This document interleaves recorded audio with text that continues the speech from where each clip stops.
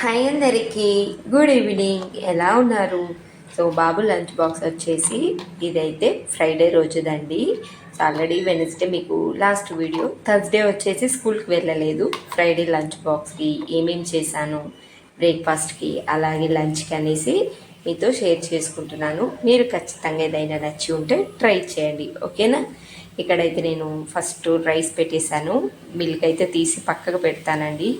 So ఫ్రిడ్జ్లో నుంచి, లేదంటే మార్నింగే వచ్చేస్తే డైరెక్ట్గా మిల్క్ వేడి చేస్తాను. ఇంకా స్వీట్ పొటాటో అయితే పక్క నుంచి బాయిల్డ్ చేస్తున్నాను. జస్ట్ మనము ఇడ్లీ కుక్కర్లో ఓవర్గా కుక్ చేయకుండా, ఇడ్లీ కుక్కర్ ఉంటుంది కదా, స్టీమ్ పెట్టేస్తున్నాను. సో లాస్ట్ వీక్ నేను చిన్న చిన్న పరోటాలు చేశాను. బాబుకి అయితే భలే నచ్చాయండి. మళ్ళీ అది చేయమని 2 days నుంచి అడుగుతున్నాడు. సో నేనైతే ఇంకా అలా ఎందుకు, ఇంకా మళ్ళీ పొటాటో ఎందుకు, ముందు రోజే నేను పొటాటోతో స్నాక్ చేశాను. అందుకని ఈరోజు అయితే స్వీట్ పొటాటో చూస్ చేసుకున్నాను అన్నట్టు. స్వీట్ పొటాటోతో కూడా పరోటా చాలా టేస్టీగా ఉంటుందండి. మీరు ఎప్పుడైనా ట్రై చేయకుంటే ట్రై చేయండి, ఓకేనా?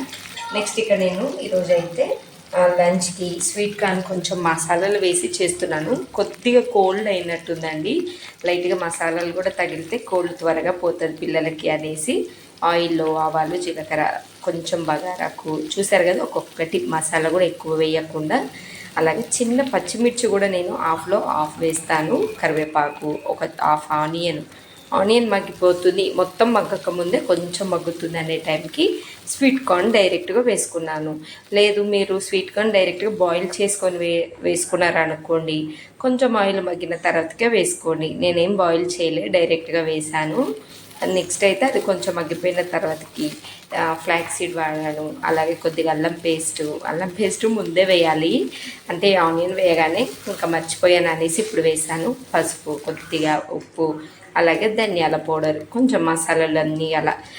కోల్డ్ అవుతున్నప్పుడు, అసలే రెయినీ సీజన్ కదా, అప్పుడప్పుడు కొంచెం పిల్లలకి మసాలాలు తగిలింది అనుకోండి, ఎక్కువ కాదు, మళ్ళీ కడుపులో మండుతుంది. అందుకని లైట్గా వేసాను. నెక్స్ట్ అయితే అంతా మనకి స్వీట్ కార్న్ కూడా మంచిగా ఉడికిపోయిన తర్వాతకి, అంటే ఆయిల్లో రోస్ట్ అయిన తర్వాతకి కుక్ చేసుకున్న రైస్, అంతే. చాలా టేస్టీగా ఉంటుందండి. ఈ విధంగా మీరు ట్రై చేయండి పిల్లలకి. మా బాబుకి అయితే భలే నచ్చింది. సో ఆనియన్ మీకు ఇంత పెద్దగా ఇష్టం లేకపోతే సన్నగా కూడా చాప్ చేసుకోవచ్చు. నెక్స్ట్ అయితే రైస్ అవుతున్న టైంలోనే నేను వెనకైతే ఒక పరోటా లాగా, అంటే చపాతీ ఒకటి చేశాను, కొంచెం మందంగా. ఈ విధంగా నేను ఓవర్గా బాయిల్డ్ చేసుకోలేదు స్వీట్ పొటాటో. ప్లస్ జస్ట్ అలా వేడికి అట్లా పెట్టేశాను. అంటే మనము ఇడ్లీలు ఎలా చేస్తాము ఆవిరి పెట్టి, ఆ విధంగా చేశాను. నెక్స్ట్ అయితే ఈ విధంగా పీల్ ఆఫ్ చేసుకొని కొంచెం మందంగా చేసుకోండి. పరోటా అంటే తెలుసు కదా, మందంగా ఉంటుంది. అలా చేసుకొని మంచిగా మనం స్వీట్ పొటాటో మొత్తం పైన ఈ విధంగా లేయర్ లాగా అప్లై చేయడమే. ఎంత బాగుంటుందో తెలుసా టేస్ట్. పెద్దగానైనా చేసుకోవచ్చు లోపల స్టఫ్ పెట్టి, కానీ ఇంకా పిల్లలు చిన్నగా ఉంటే బాగుంటాయి అనేసి నేను ఈ విధంగా చిన్నగా చేశాను. అంత అప్లై చేసిన తర్వాతకి ఈ విధంగా రోల్ చేశాను. ఒకేసారి కూడా చాలా అయిపోతాయిలేండి. ఇలా 2-3 చేసుకొని అప్లై చేసి కట్ చేసి చిన్నగా చేస్తే ఎంత బాగుంటుందో. స్వీట్ పొటాటో కూడా పిల్లలకి మంచి హెల్తీ అండి. వీక్లీ 2 times అయినా ఇవ్వడానికి ట్రై చేయండి. మంచిగా ఉంటుంది స్వీట్ పొటాటో చాలా మంచిది. అండ్ మన సబ్స్క్రైబర్ కూడా మీరు పొటాటో ఎక్కువ ఇస్తారు కదా, కానీ నేను అన్ని బ్యాలెన్స్డ్గా ఉండేలాగా చూసుకుంటాను. వారంలో తెచ్చే కూరగాయలలో ఖచ్చితంగా potato, sweet potato, carrot, beetroot ఇవి అయితే కంపల్సరీ ఉంటాయండి. ఇంకా కూరగాయలు అయితే ముందు వారం తెచ్చినవి ఇప్పుడు తేకుండా కొంచెం బోర్ కొడుతుంది కదా పిల్లలకు కూడా.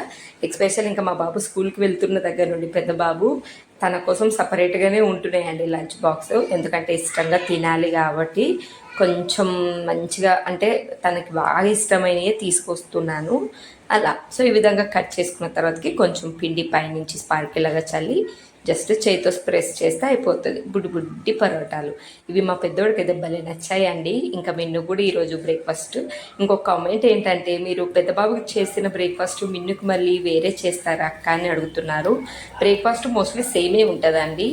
ఎందుకంటే ఇక ఒకేసారి అంటే ఇప్పుడు ఫర్ ఎగ్జాంపుల్ ఇప్పుడు చపాతీ పిండి చూడండి, కలిపేస్తాను కానీ బాబు వరకే చేసి పెడతాను. మళ్ళీ మిన్ను లేసిన తర్వాతకి ఇంకా తన ఇష్టం, చపాతీ అంటే చపాతీ పాలు, అలా బ్యాలెన్స్డ్గా చేసుకుంటాను.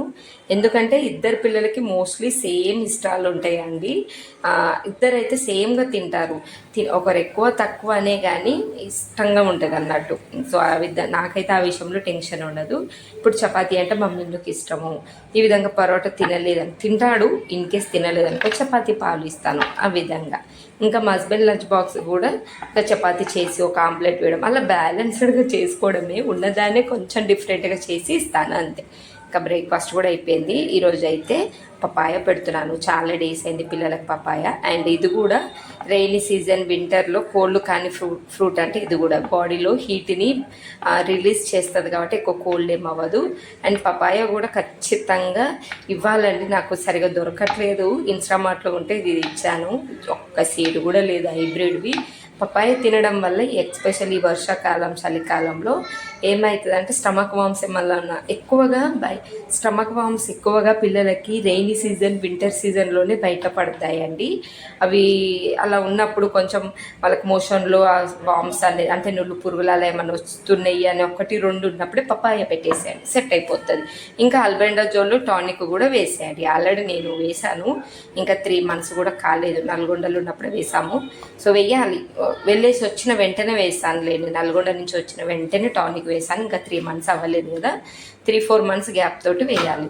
సో ఈ లోపైతే ఇంకా పపాయ కూడా సరేలే చాలా డేస్ అయింది కదా, డేస్ ఏం కాదు మంత్స్ అండి అని ఇచ్చేసాను. నాకు రేరుగా దొరుకుతుంది పపాయ, ఎవ్రీడే పెట్టినా మంచిది అన్నట్టు.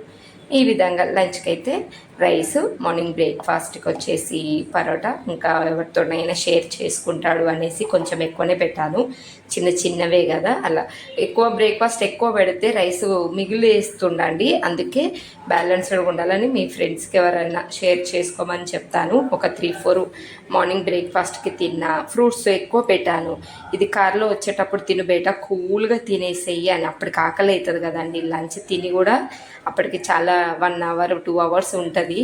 10:30కి 11కి లంచ్ చేస్తారంట. ఇంకా మరి స్కూల్ అయిపోయేసరికి 1:30 అలా అవుతుంది, ఇంటికి వచ్చేసరికి 2:30.